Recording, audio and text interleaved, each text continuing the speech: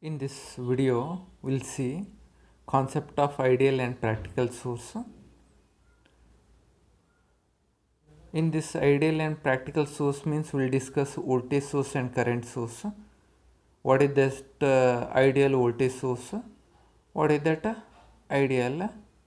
What is that practical voltage source? First, we'll see what is that ideal source. It is defined as, here they have written, it is defined as an energy source which gives a constant voltage across its terminal. Which terminal? Where you have connected a load.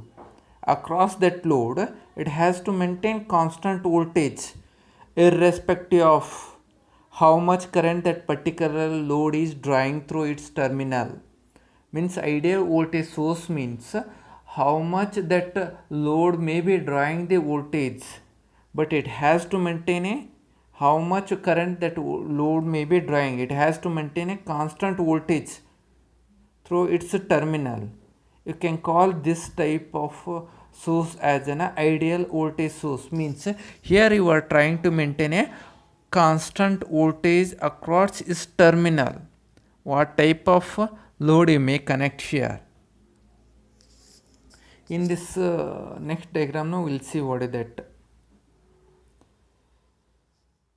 Here you can see this is the symbol V of S plus and minus. Here you can see you have connected a load VL. Load VL is drawing a current IFL. Whatever the current it may draw, it may draw minimum current or maximum current, what may be the current, but it has to maintain a constant load voltage. Here you can observe VL is constant here. It is trying to maintain, it is trying to supplying a constant Vs voltage. Load voltage it is providing constant. So we will get VL equal to Vs. You can call this type of a source as an ideal voltage source. But practically you will not get a ideal voltage source. But you are trying to get a practical voltage property near to this ideal voltage source. So practical voltage source. What is the meaning of practical voltage source? Means for practical voltage source now you will not get VL equal to Vs, but you are trying to get VL equal to Vs. Here they have written. But practically every voltage source has a small internal resistance.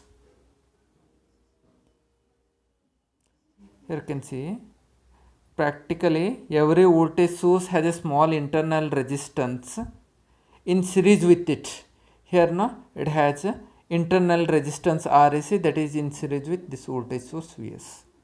So because of this you will not get Vs constant. Here you can see now Vs graph is somewhat tilted. This is the practical voltage source.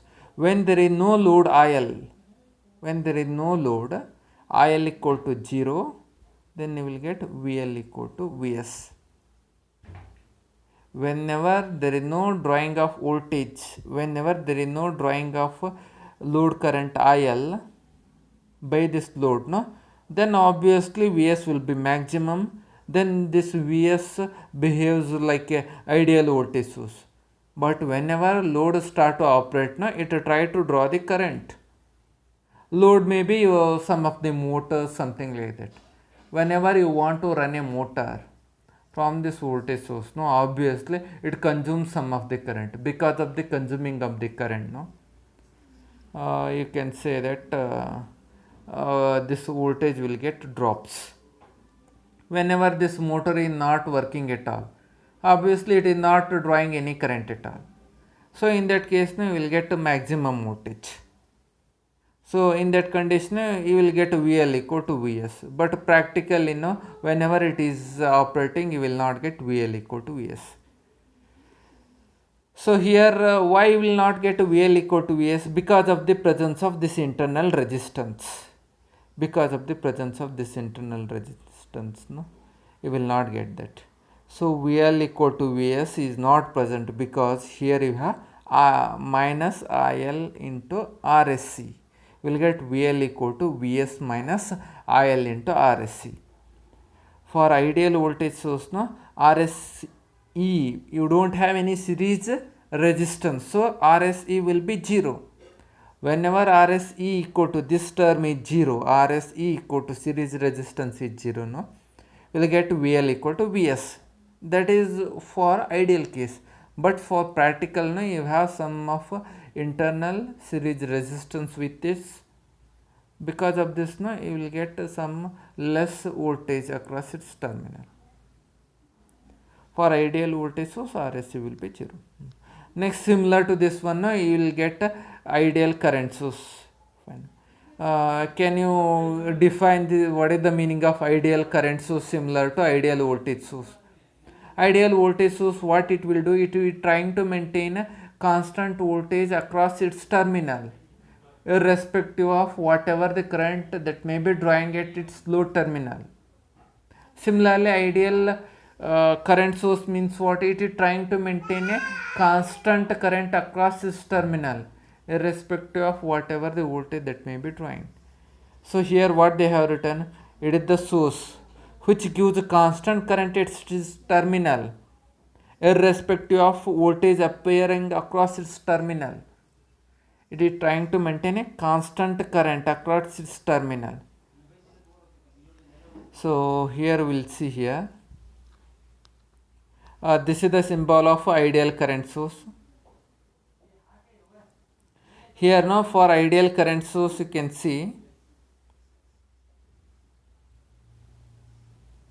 Here now you have ISC. This is the ideal current source. For this one you have connected the load and it is drawing some current. It is trying to drawing some current here. So, but here no, this current source should maintain some constant current IL equal to IS. So, from this one you can define ideal current source means it is trying to maintain a constant current across its terminal. It is trying to maintain a constant current across its terminal. This is nothing but ideal current source. Then how we can define what is that practical current source? Practical current source means across this terminal you will not get any constant current. Current will get a decrease. Why current get decreases? Because of the presence of a parallel resistance. You can call this one as a shunt resistance. Because of this one current will be less. Here we'll see what is that practical current source. But practically every current source has a high internal resistance. Every current source has a high internal resistance. So here no, it is the internal resistance RSH shows in parallel with current source. It is represented. This is it has a high internal resistance shown in parallel with a current source. It is represented by RSH. This is shown like this. IS will be there. And it has internal resistance. We can call this internal resistance as a shunt resistance that is parallel with a load IL. So because of this you can see that IL will not become equal to IS. Fine. So here you have the expression IS equal to IL plus ISH. What is the meaning of this? IS means supply current IS. Here IS means this is the supply current. IS is nothing but what? It is the sum of current flowing through. This is shunt current ISH and current flowing through this load resistor IL. Means IL will be sum of ISH plus IL. IS will be sum of ISH plus IL.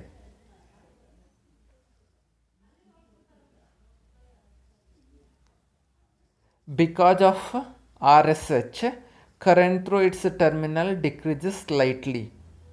Because of RSH, because of this parallel resistance, some of the current also flow through this resistor RSH.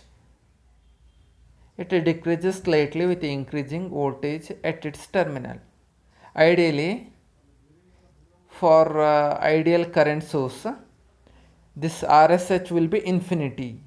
RSH will be infinity. What is the meaning of this? Means you have maximum parallel resistance. maximum RSH you have.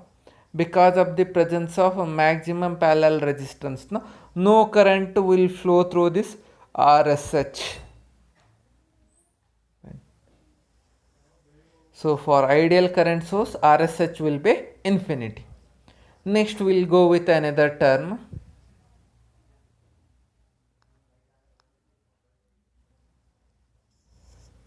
Both voltage source and current source are further classified into two categories.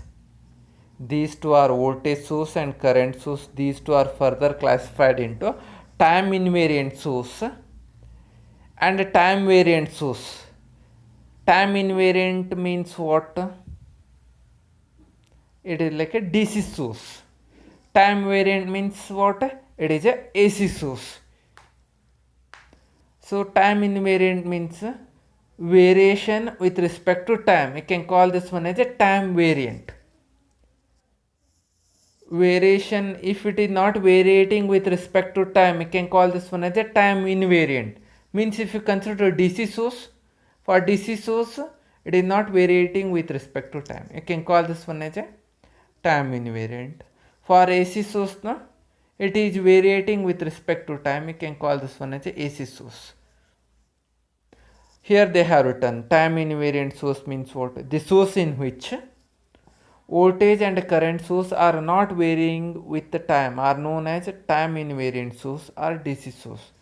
They are denoted by capital letter. Next, time variant means what? The source in which voltage and current are varying with the time. It is known as time variant or AC source. It is denoted by small letter. So means for AC source will be represented by small letter, in bracket you have small letter T. But for DC you have capital letter V and capital letter I. And in bracket you don't have any small letter T, something like this. For DC voltage source they will represent like this. DC source they have represented V, round circle you have plus and minus. Next to B, battery symbol like this, plus minus. Battery is nothing but it is representing, it is supplying some constant voltage. For AC source you can see in circle you have sinusoidal symbol, means it is varying with respect to time. You can observe that for DC you have capital letter V, for AC you have small letter V, small t. For DC current source you have capital I. For AC current source you have small letter I, in bracket small letter t. This is the representation of DC voltage source, DC current source, AC voltage source, AC current source.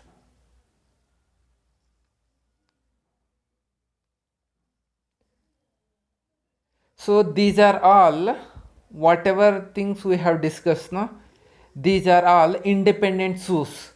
Independent source means these are not depending on any other voltage or any other current which is there in the circuit. So because of this they will call this one as an independent source. Here what are the terms they have written? These are the source which are discussed above. Voltage source, current source, what we have discussed above. No? These are called as an independent source because these source does not depending on any other voltage or current source in the network.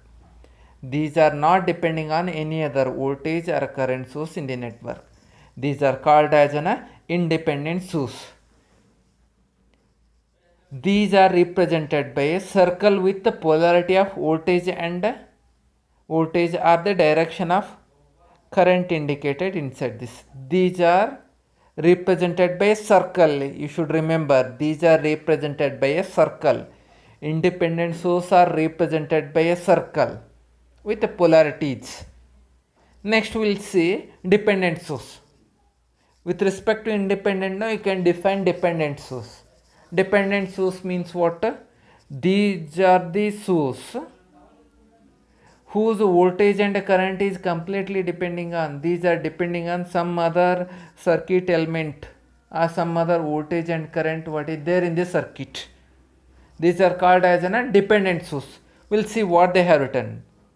Dependent source are those whose values of source depending on voltage or current in the circuit. These values of the source depending on voltage or current in the circuit. Such sources are indicated by diamond symbol. These are indicated by a diamond symbol. But for independence, no, they are represented by a circle. But for dependent, no, these are represented by a diamond symbol. Fine. Next, what are the categories we have in dependent source? Voltage dependent voltage source, current dependent voltage source. What is that voltage dependent voltage source? It is represented by VDVS. Next, what is that current dependent current source?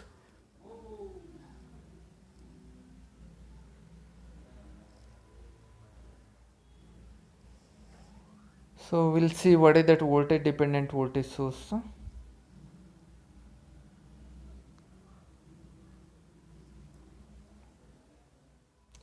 Voltage dependent voltage source, it is produced a voltage as a function of voltage elsewhere in the given circuit. It produces a voltage dependent voltage source, it produces a voltage as a function of voltage which is present in the circuit. Here now you can see voltage dependent voltage source. Here now V is depending on another V. V equal to K V1. This voltage, our voltage dependent voltage source voltage is nothing but this V. This V is depending on another voltage. What is that? V1. It is called as a voltage dependent voltage source, VDVS. Here they have written VDVS. Next we will come across current dependent current source. Here current is what? I. It is depending on another current. What is that? I1. I equal to K into I1. It is nothing but current dependent current source. It produces a current as a function of current elsewhere in the given circuit. It produces a current I, capital I, as a function of current, another I. It is nothing but current dependent current source. So next we have current dependent voltage source. Here this is the voltage V. This is depending on this current I1. So you can call this one as a current dependent. What is that current? I1. Current dependent voltage source V. Next we will see voltage dependent. Voltage is what? V1. Voltage dependent current source. What is that current source? I equal to K into V1. This is a voltage dependent current source. So here you should observe that in this diamond symbol, if you are having arrow mark, it represents that this is a current source. Here this is a current source. If in this diamond symbol, if you don't have any arrow mark, then you can call this one as a voltage source. What are the categories we have seen? Voltage dependent voltage source, first one. Voltage dependent voltage source we have seen. Voltage dependent voltage source. Next, current dependent current source. Current dependent voltage source. Voltage dependent current source. These are the dependent source. We are using these dependent source while solving the problems. In short, they will represent this one as a VDVS, CDVS, CDCS, CDVS, VDCS.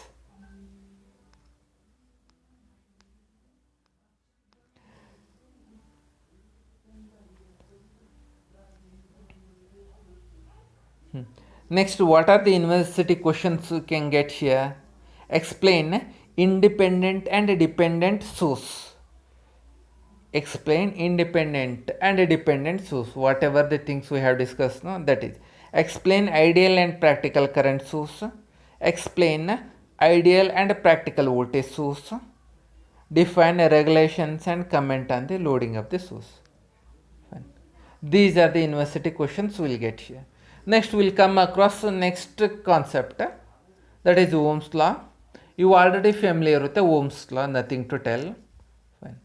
Ohm's law is nothing but V equal to IR. Here no current I, that is directly proportional to voltage and inversely proportional to resistance here.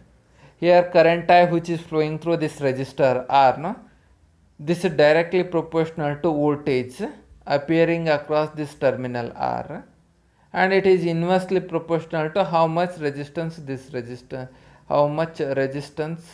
this is having. Fine. So like this, no, you already know that for I you can represent I equal to V by R ampere, V equal to IR volts. Then if you represent R, no, it is having some of the resistance represented by ohms. And also we have already discussed linear network and non-linear network. With respect to that one, we can say limitation of Ohm's law means what? It is not applicable to non-linear device, means the circuit which contains diode, Zener diode and voltage regulators. For diode, Zener diode and voltage regulator, no, for this Ohm's law is not applicable. But Ohm's law is applicable to resistor, inductor and capacitor, the circuit which contain all these elements. Now for this Ohm's law is applicable. Next, what is that? I explain the Ohm's law and its limitations. You may get questions. So, and also you already know the basic, like if you are having series resistor like this, no, you can add all these resistor. Equivalent resistance will be R1 plus R2 up to Rn. If you are having inductor like this, no, equivalent inductance will be L equivalent equal to L1 plus L2 Ln. If you are having series capacitance, means series capacitance is given by 1 by C equivalent equal to 1 by C1 plus 1 by C2, like 1 by Cn. If you are having parallel, now you can represent 1 by R equivalent like this.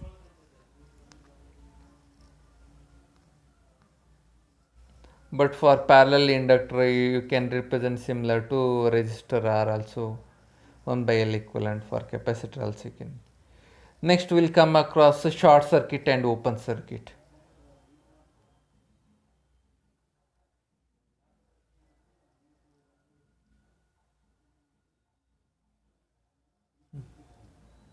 What is that short circuit and open circuit? Fine, here you have the network. Fine. For this network, there are two nodes A and B. If these two nodes are connected with a conductor, you can call this one as a short circuit. Obviously, for the short circuit, na, you can consider these two are connected with wire, so resistance will be 0. So short circuit resistance RS will be what? It is a 0. Let us consider that whenever you are not connected these A and B with one conductor, na, you may be having maximum resistance, or in that case, na, in between A and B you will be having infinity resistance. In that case, na, you will be having maximum voltage. But when these two are connected with some short circuit, na, you will get VAB will be 0. Short circuit voltage will be 0. According to Ohm's law, no, for circuit, short circuit, how can represent voltage across A and B terminal? You know that V equal to IR, V equal to I into R. Fine. Here what is that V means? V means VA, VB. In between these two, no, VAB. In between these two, what current is flowing? IAB is flowing. That is nothing but IAB here. What is that resistance you have in between A and B? RSE. Fine. So what is that resistance when these two are connected with a short circuit? Means short circuit current will be 0. So you will get a VAB equal to 0 into IAB. So VAB will be 0. So you can tell thus voltage across short circuit is always 0 through the current flowing through the short circuit path. Voltage across this one will be 0. VAB will be 0. Voltage across short circuit will be 0 here. Next we'll come across open circuit. Obviously open circuit means these two terminals are not connected, A and B, these two are not connected here. Fine.